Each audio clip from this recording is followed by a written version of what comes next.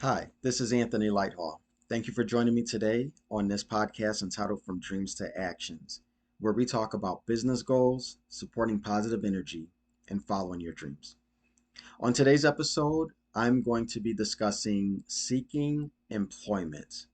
Now, I specifically wrote this episode for these times right now because in right now, recording this in July of the year of 2023, if you are paying attention to the current environment or what's happening with employment, there are a lot of layoffs happening, mass layoffs, or just certain jobs going to different countries, or certain jobs that are just being eliminated to save costs.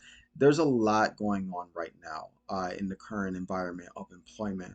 And so I wanted to specifically write this for anyone who needed to hear something positive, to hear a little bit of different tips to help as a job seeker that a lot of people may not know. I have a background in HR, talent acquisition. I've been doing that for 15 plus years as we're talking right now. But I do have some insight that a lot of people may not know that I do know, and I wanted to specifically share that with you all today.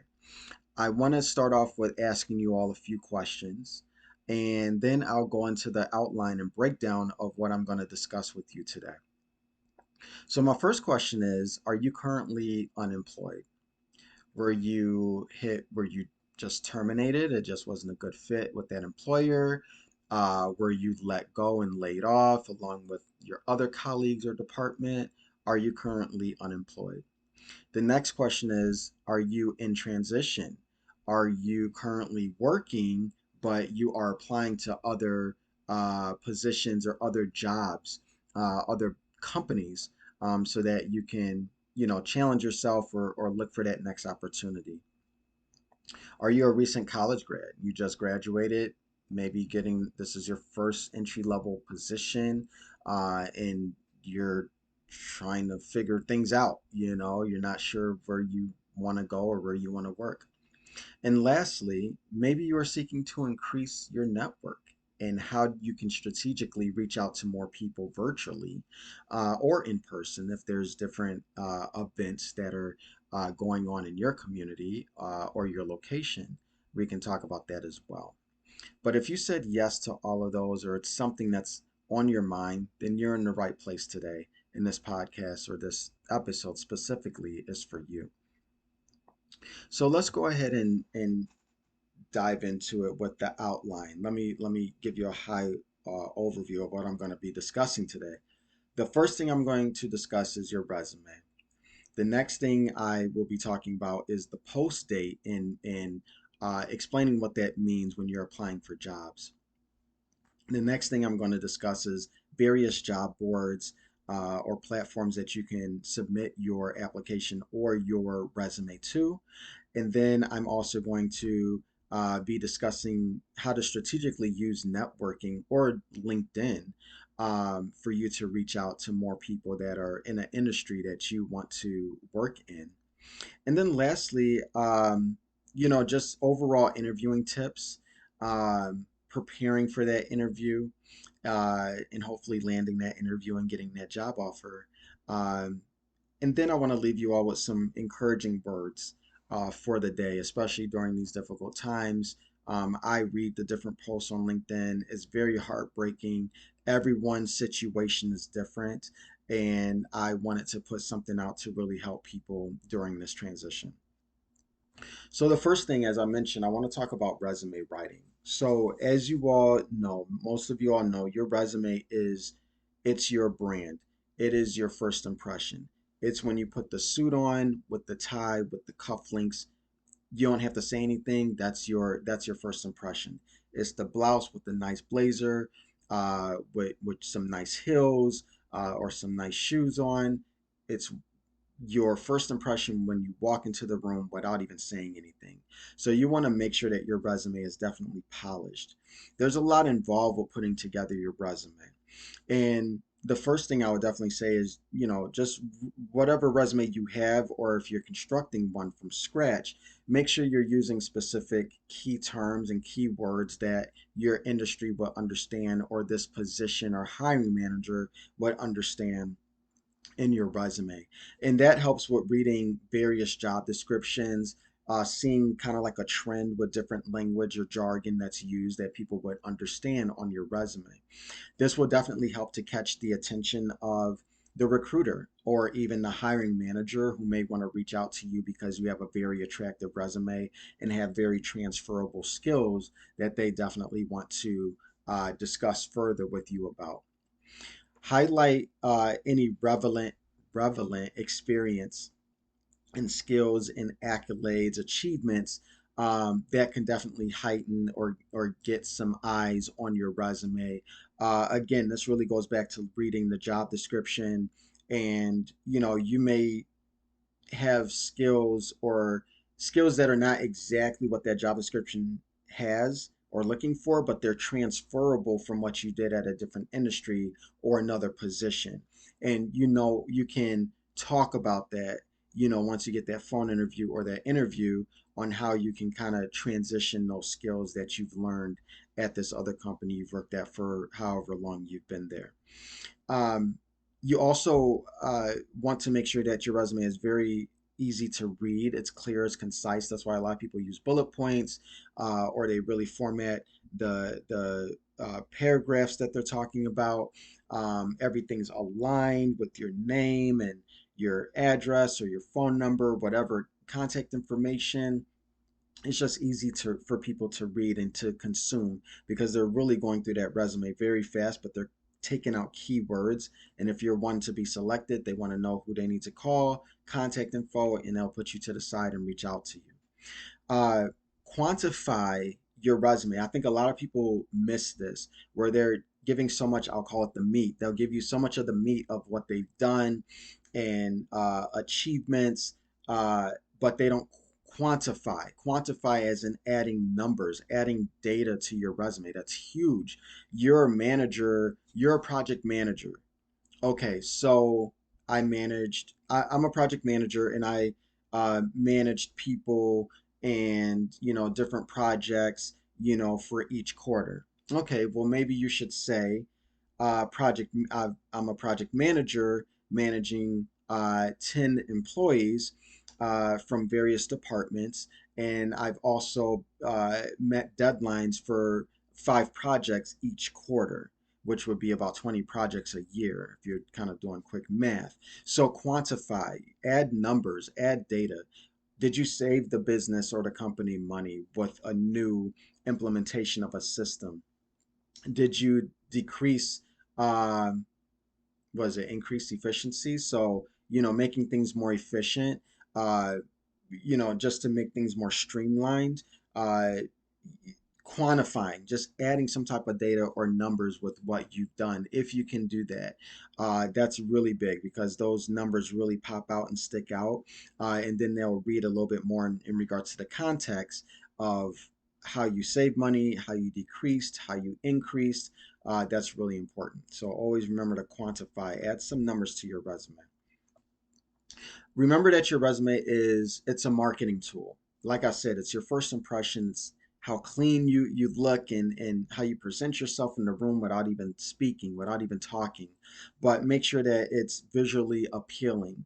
Like I said, easy to read. So what I'm getting at is, make sure that it's free of errors. Have other people, other eyes on it, in regards to career services, or if there's other associations that help with resume writing, have it send it to an expert or someone who's been in HR or talent acquisition. Get their input on your resume, and critique that as well, because you want to make sure that your resume is very polished, and eliminates any errors that are in there to jeopardize you getting that phone call or that interview. Okay. So the next thing here is the post date. So now you're applying, you got your resume ready, you're applying for jobs. The post date, the post date is the date the position was posted. So today is I'll just throw out, let's say it's August 1st, and I'm applying for jobs, and I noticed that there was a post date of June 18th. So June 18th is when that job was posted, but August 1st is when I'm seeing it because I'm applying and maybe it's got lost in a thread, or there's other jobs in front of it. So the post date is the date that the position was posted. That's crucial because imagine, what did I say?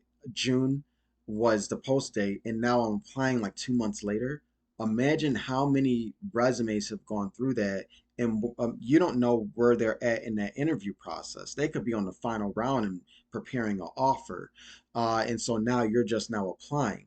So the thing is, with post date is important because you want to make sure you're as early as you can be on that post date. I would say within 72 hours or within a week if we're on a 5 day work week looking at it, because there's so many people applying once it gets posted, and people have like notifications on their phone and on their email, so they're applying all times of the day, all times of the night. uh, and you just want to make sure that you're ahead of the game, and you're probably a great candidate that they're not going to see because you're number 218 when you could have easily been number 7. And so pay attention to the post date. It's usually at like the top left or top right corner. Usually when you're applying, it will say, posted on or post date, and it'll have it'll have the month. Sometimes it'll have the date on there, like the month, the date, and like the year it's posted. So I always recommend for people, if you're applying for a job that's the post date was, I don't know, 2 weeks, maybe 3 weeks old. I don't know. Try to focus more on those dates that are within 5 days. Focus on those and then come back to the other ones and just apply for those. Because again, it's that whole transition of the post date and the interview stage and where they're at in that stage, and you don't want to be the person at the end. So I'm going to give you a breakdown on like a typical job posting, the life cycle of recruiting, and just kind of taking it week by week. This is average. It's not set in stone. This is not what every company uses, but it's a good outline of what you should be looking for in knowing as a job seeker. So the job is posted, okay? Um, it's the first week. So that first week, it's just out there. The resumes are collecting, people are applying, putting their applications in, trying to reach out to the recruiter. Can you tell me more about this position? Things like that. The first week, it's just out there. Second week, the recruiter gathers the resumes and sifts through those resumes, because they probably had, in that first week, they probably had a discussion with the hiring manager on, okay, what are you looking for in this candidate? What are some key terms? Um, what type of person are you looking for that would succeed in this role? And then, like I said, that second week they're gathering those resumes as the recruiter, and they're going through those resumes. Um they are pre-screening. They're probably sending them to the manager for the manager to pre-screen those resumes. And then the third week, the phone screens are scheduled. Whether this is an agreement between the recruiter and the manager, or the recruiters just pre-screening and doing the phone screens for these resumes. So third week is the phone screens. Okay. Fourth and fifth week, you start the first rounds of interviews are getting scheduled. So they're getting scheduled with the hiring manager or other leaders during that time. And then that's when, okay, first round interview, second round interview, third round interview, that's when that's starting right now during the fourth and fifth week, fourth, fifth, and probably sixth week. But a lot of times they want to move fairly quickly. So if your first round interview is scheduled Monday and you did well, you're probably going to get a call by Wednesday, Thursday to probably schedule you for next week for that second round interview. Um, and then that last round interview is really kind of like the icing on the cake, is probably a senior leader or maybe meeting the rest of the team just to really get their buy-in on you and just your overall fit with the culture. So that's how it usually goes during that time. So now you're in the sixth and seventh week. So now during they had 10 candidates, they knocked it down to two, and now they're going to make an offer to somebody. So now fifth and or I'm sorry, sixth and seventh week. So now you're almost 2 months. You're about a month and a half to 2 months where there's an offer that's about to be made. And then let's say the offer is accepted. If it's not, they got to go back to the drawing board, or maybe they select that second candidate, which a lot of times they don't. They'll just go back to the beginning of the interviewing stage. But that's the whole point is to hire someone. It took almost 2 months to hire somebody. Do you really want to go through that process all over again? That's a lot of resources, a lot of time. The recruiter doesn't just have one open requisition, they have five, they have 20. They're trying to turn that quickly and get in contact with the hiring manager or that VP. Let's make an offer, let's schedule these interviews. They want to get things rocking and rolling. And so now you're just now seeing this position open and it's the fifth week, and now you want to apply to it and they're already in motion. And so I just wanted to kind of share that breakdown. Again, the first week, the job is posted. The second week, the recruiter is gathering those resumes, talking with the hiring manager. The third week, the phone screens are getting scheduled. And then the fifth and fourth week, interviews are starting to get lined up and scheduled. And then sixth and seventh week, there's an offer that's about to be made, and someone's probably going to be accepting that offer. So that's kind of like a high overview of an outline on how that works um, with the scheduling of interviews. Okay. Next thing I wanted to discuss was the job boards. So where do you apply, or where do you submit your resume? How do you apply? Where do applications go and things like that? So number one, you can go on the company website. If there's companies that you've always wanted to work for, just kind of keep them on your radar and research them and go on their website. Maybe they have some companies have a notification. If there's certain positions, you're in marketing. If you want to get notified on marketing opportunities, click this notification. You can do that. There's professional networking platforms or events you can attend, different associations for African Americans, for Hispanics, for Asians, for individuals maybe in underserved or lower income communities, or different associations that are out there that is part of your community, and you can put your resume out there and really network with other people. Just Google that it's out there for you. um, and a lot of those places, they post the jobs and they have great connections with employers. Now let's talk about the different platforms to apply with your resume. So a few of them here: LinkedIn, Indeed, Glassdoor. Those are the ones that are pretty known. A lot of people know about those and they apply through those. There are other ones too, such as ZipRecruiter, Ladders, Dice, and there are other ones as well with that too. And I'm going to break down what some of those are and differentiating those platforms and how you should be using them and applying. But um, definitely, there are job opportunities across, the globe and within various industries. So it's great to make sure that, you have create a detailed profile on LinkedIn and, click on the job alerts, going back to the post date, make sure that you can select on LinkedIn or even on Glassdoor where you want to be notified when a position is new within the first 3 days, or when you're applying for jobs, filter that you want to see jobs that were uh, posted within the last week. So there's a lot of different things that you can strategically do to make sure that you are applying to positions that are ahead of the curve there. So let's go ahead and dissect and differentiate some of these uh, recruiting or job posting platforms. The first one, LinkedIn, more used for a great tool for networking, connecting with people in your industry, colleagues.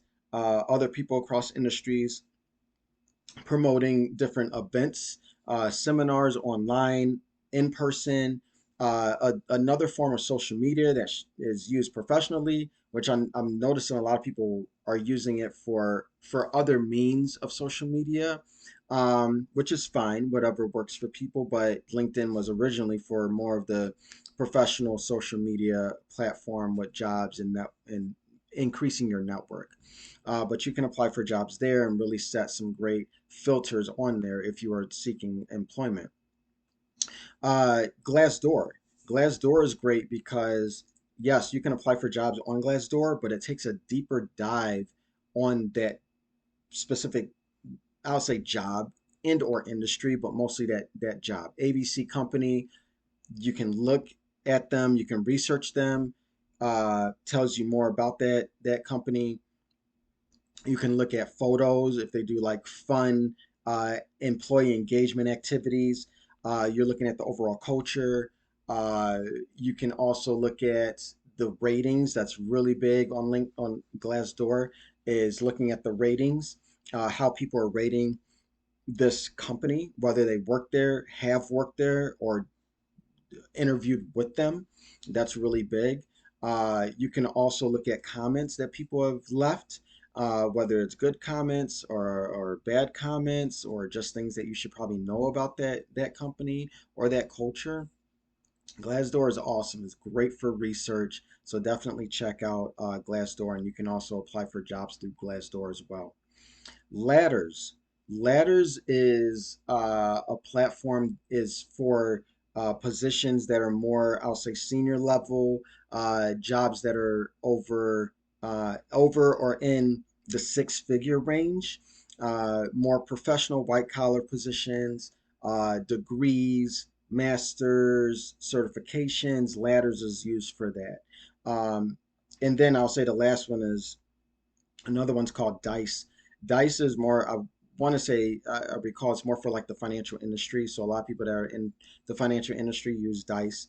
But again, I said Dice as an example because there are other platforms that are specific to marketing, specific to accounting, specific to public relations or writers, copywriters, things of that nature. So look out for those platforms that are specific to your industry and apply through there. Uh, I wanted to also share with you about networking since we talked about Glassdoor and different platforms. Glassdoor intertwines with this next one with networking. So networking online is really important. Networking in person at different events is very important, but don't underestimate that because networking is very huge. I want to say networking isn't always about, oh, I need a job, I got to find somebody who can find me a job, I'm networking. No, networking, you're in a great position at your company and you go to these events and maybe you're mentoring someone or someone's in transition and you're like-minded, you're sharing different ideas. Maybe you're a director of marketing in this industry in healthcare and someone's a marketing director in the finance industry, but you all can kind of overlap and share different ideas that are working, at your businesses, even though it's different industries. That's networking. It's sharing ideas, it's collaborating, it's helping each other grow. And that makes you look good in front of your senior C-suite or senior leadership and vice versa for that other person. So that's overall networking, but a lot of people do use networking to reach out to people in their industry when they're searching for jobs or when they're in transition. And this can be colleagues, this can be friends and family members that have connections for different job openings within the industry. So one thing that I've done when I've been in transition is sending out a message to my network, whether it is a specific email to people, professionals that are in my network, and I send them an email or maybe a message on LinkedIn, or maybe I'll just send a post, worldwide post on LinkedIn, and I share my current situation. So the thing is, when you're putting together a message like this, you definitely want it professional. You don't want to badmouth the current employer or previous employer. You want to be very humble. You want to, I'll say the term of like humiliation, like humiliate yourself in regards to um, being humble and asking for help, not being afraid to do that. And I would say the first thing, and keep it concise. You don't have to do anything long. About a paragraph or so.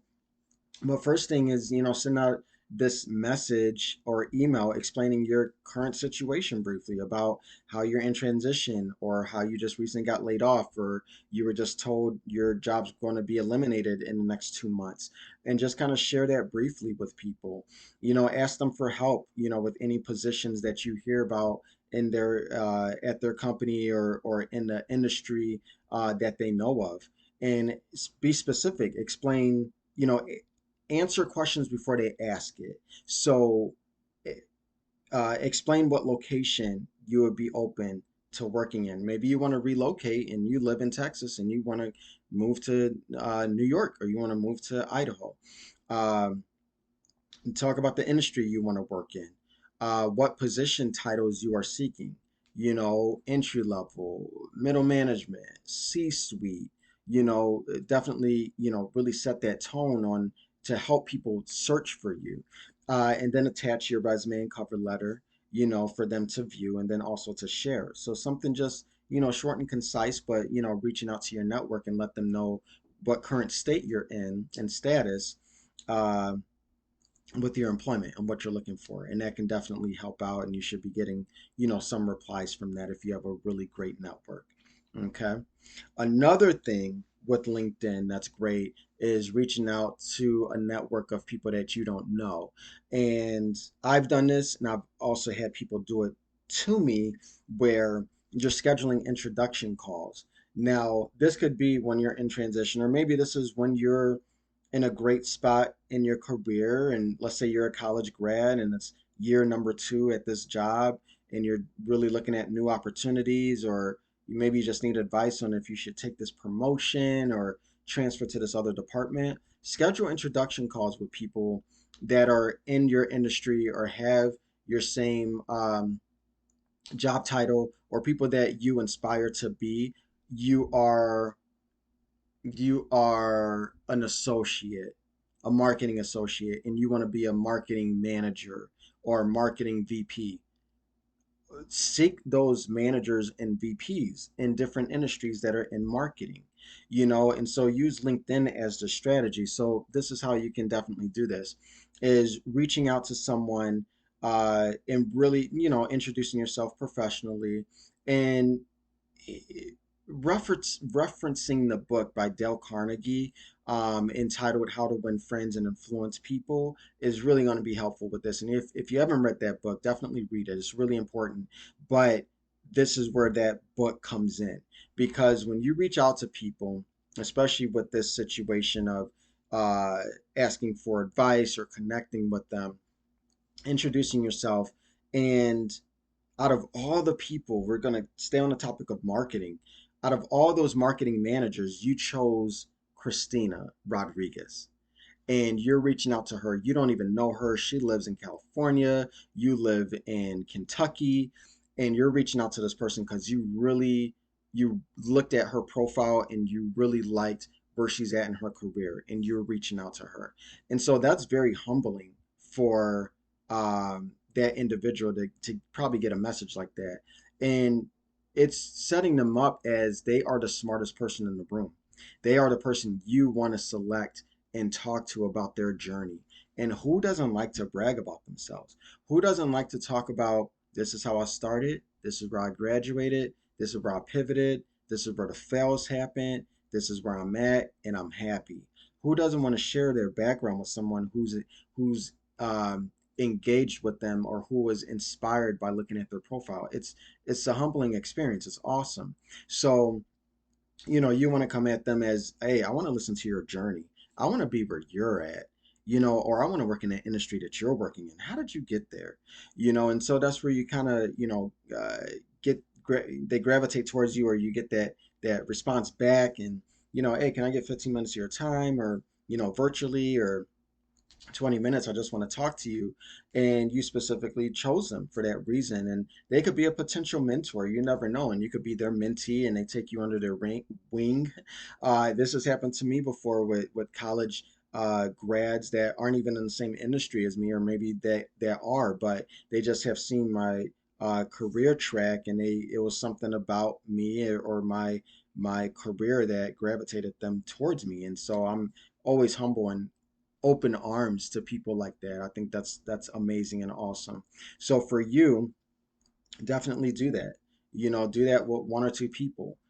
Uh, Someone may not reply or ghost you, but hey, just keep trying and just, have a handful. Try it with two people, but maybe your goal is five and you want to just talk to different people and just to hear their background. And you never know, you may develop a great friendship and network, and you may be working with them one day under their wing. So schedule those introduction calls. That's really helpful and important. Now, let's say you are preparing for the interview. So we're going to fast forward and go get back to the interview part after you submitted your resume. So let's prepare for this interview correctly. So the first thing is research this company. There's no reason why you should not know about this company as if you work there already. I could see that 10, 15 years ago, but everything's at your fingertips. These companies have YouTube channels, these companies have Instagrams, these companies have their own website, these companies they have everything out there. So you need to be once you have that job that okay, you have an interview schedule, start your homework, start researching, take time 45 minutes, an hour, however long it takes for you to start researching that company and get familiar with their mission, their vision, their values, and just understand that company. Look at their financial statements if that's public and on the website. Really look at Glassdoor, read their reviews. This research and homework is going to help you to prepare yourself to ask questions to the interviewer and to the manager and whoever else you're meeting. Next, read the job description. You got it the first time. Sometimes this happens where you're applying to so many jobs and you're like, what job is this? So you have to go back and read the job description. It's okay to ask, hey, can you send me the job description, or go on your email and research that company, type in that name and pull up that job description so that you can research that as well, along with researching the company and their website. So you want to understand the specific position that you're applying to and how you can, be an asset to this role, and prepare, different examples on how you can use some of your transferable skills that you've learned along the way for this new job. So read that job description, reread that. Uh, Prepare yourself for those obvious questions, the common questions that are going to be asked. Tell me a little bit about yourself. They have your resume in front of you, but they're just trying to, see how you sell yourself. They want to, that's your elevator pitch. Give them a good 2 minutes snapshot on, your career track and where you're at, how you started, where you're at currently, and what you're looking for right now. Why why are you in transition? Type of answer. And some other questions are like, why you want to work for this company? That's where your research comes in, where you looked at Glassdoor, you looked at the job description, you researched the company on their website, and you could talk about, let's say you're applying for a financial position and you read their financial statement. You looked at their financials, their annual report, and you can incorporate the quantitative side of looking at how you can increase, shares, or, how you help with efficiency or partner with HR with time to fill and cost to hire someone. Those are key terms and key things that you can research when you're answering your questions, because you are well prepared and did your homework prior to this interview. Also, use the STAR method.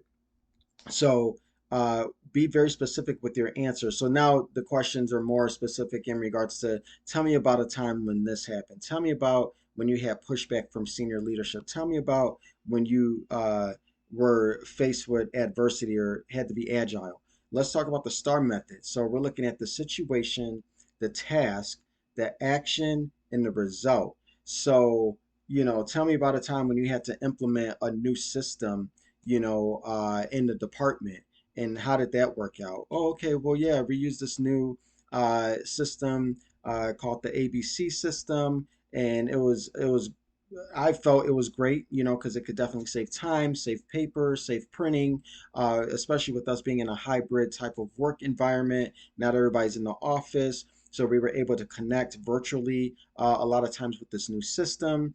We were able to actually utilize that, and it really helped out with the management and the staff and engagement more. And then, in regards to the action of that, I actually helped train other people to use the system so that they understood it better, and also had a great contact, with our customer service for this system, just in case if someone had questions for me, I could really direct them to this customer service rep. But the result was great. People really liked it. I got a lot of pushback here and there because it was something new that they weren't used to. But at the end of the day, it was a great result, and we still use it to this day. And I'm very proud of that. And I took the lead to implement this new system. So the STAR method: situation, task, action, and result. It's very specific. It paints the picture. It walks you through. As me interviewing you, it walks me through of that situation or that problem. They're really looking at how you took the lead, how you took charge, how you got through that difficult situation. The result doesn't always have to be great. I've had situations where the result was not good, but it showed that I took initiative. I wasn't afraid to lead and think creatively out the box. So that's what those questions are mostly about. Okay. Now, let's prepare yourself for asking them questions, because if they're a good interviewer in a good company, they're going to leave some time for you to ask questions. And you having some good questions, I always have about 10 on deck, but you may only have time to ask five. So always just have certain questions that maybe they asked them or answered them during their introduction or while you're interviewing with them. So I would say 10, but have five ready to go. When you ask questions, it shows that you are interested and you are vetted and excited about the role. You took time to do your homework and research. That's really big for an employer, to show that you took time out of your day to do that, especially if you are currently employed and you may be very busy, but you took time probably after hours to really look at their company. So make sure that you prepare yourself with these questions. It just, again, just demonstrates interest and also engagement with that as well. Um, Inquire the company. I'm not going to go through specific questions, but high level, ask the company about their culture. What's the first thing you would want me to do if I was hired on Monday? What's a challenge? What's a pain point that I can come in to really alleviate that stress for you? Which is why the position is probably open. What are some growth opportunities? What is the career track, for this role? That shows that you want to be vested, you want to grow within that company. You're forward thinking, you're a leader, a visionary. Uh, it's a two-way conversation. Don't get nervous. A lot of people get nervous. Sometimes I do, especially if it's a job you really want. Don't get nervous. It's a conversation. They're getting to know you and you're getting to know them. This has to be an equal fit for both parties, and they understand that, and you should understand that too. I personally, I'm not afraid to challenge employers when I'm interviewing. I go in with as much confidence as I have that I can take and show them, and I challenge them on questions. I really break down, questions on their financial report. I talk about, their overall culture. I look at their reviews on Glassdoor, and if they're poor reviews, how are you resolving those reviews? Or have you all taken a look at this? How are you alleviating the stress? How come the average score is a rating is a 5 and you all are at a 2.9? What's going on? Like, I challenge those employers to really figure out what are they doing, because when I come in, I'm going to try to change things around or update things, or you know bring in new ideas, and I want to know what I'm getting into. So don't be afraid to challenge these employers. Let them know you're here, you mean business, and they shouldn't be intimidated by that. They should embrace that, because a good employer is going to say, I like how they challenge me with that question. That's a good question. And that's the type of person I want next to me when I'm in that board meeting, because I always get a lot of pushback from the finance department or marketing, and this person really comes in and really really shoots out those challenging questions. I really like that. So an employer shouldn't be intimidated by that, and if they are, it's not for you. Go on to the next one. So don't be afraid to go on with confidence and challenge these employers, because that's what they're doing with you. They're challenging you to see if you're ready and up against, this opportunity. Okay. Now, I really hope that that was helpful. This isn't the end, but I'm just going to take a pause there because I know that was a lot to dissect with me talking about, the post date and resume writing and using your network and job posting on various platforms, and also just preparing for your interviewing. So just take a deep breath, take that in. I hope you were writing some really good notes on that, because those are really big gems right there. Now, one thing I'm going to share with you all towards the end is just some words of encouragement right now. Like I said, I'm recording this in July of 2023. And so right now it's very unique times. A lot of people are just losing their jobs. Their unemployment is being exhausted. A single father of three, how is he going to do it? A married couple that is expecting a baby, now they don't have insurance. It's crazy. I don't even want to get into it because it's a tearjerker. It's a lot that people are going through right now, which really en encouraged me and motivated me to write this podcast and to put this out for people. So those of you who are facing these challenging times, in your job search, it's important. It is so important to stay positive and optimistic and keep pushing forward. Remember that setbacks are just part of this process. It's just part of this process, and don't take it personal. That setback or that rejection is probably a blessing. And just keep moving forward. It's just bringing you closer to your yes. I know it's difficult and it's a frustrating process, but you just have to go through it and keep being resilient with it, because you are a leader and you are worth something, and you need to know that and continue to hear that from people. Okay. During this transition, it's also important to take care of yourself, during this journey. So I've been guilty of this, where I'm out of work and I I don't want to say I become lazy, but I don't have structure. I'm staying up till midnight or 1:30 watching TV or doing stuff on the computer, and I'm like, why am I up? Either I can't sleep, or maybe I'm stressed, or maybe I'm just up because I can be. I don't have to wake up at 6:30 a.m. I don't have to log on at 8:30 a.m. I can sleep in. It's like that's not good. You need to continue to have a routine, continue to take care of yourself physically, mentally, your wellness. Do things that you weren't able to do when you have this time now. Seeing certain people, family members, friends, uh, a new hobby, volunteering. Keep yourself active. Don't get lazy. Um, Keep yourself in that routine, because you're going to get back to work one of these days. And if you're staying up till midnight binge watching shows on Netflix, you're going to be tired.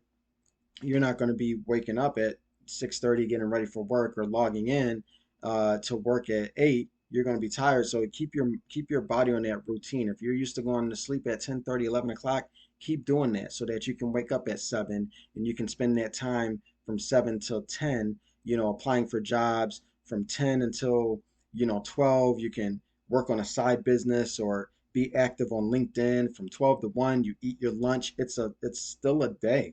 It's still some type of structure, and you have to do that.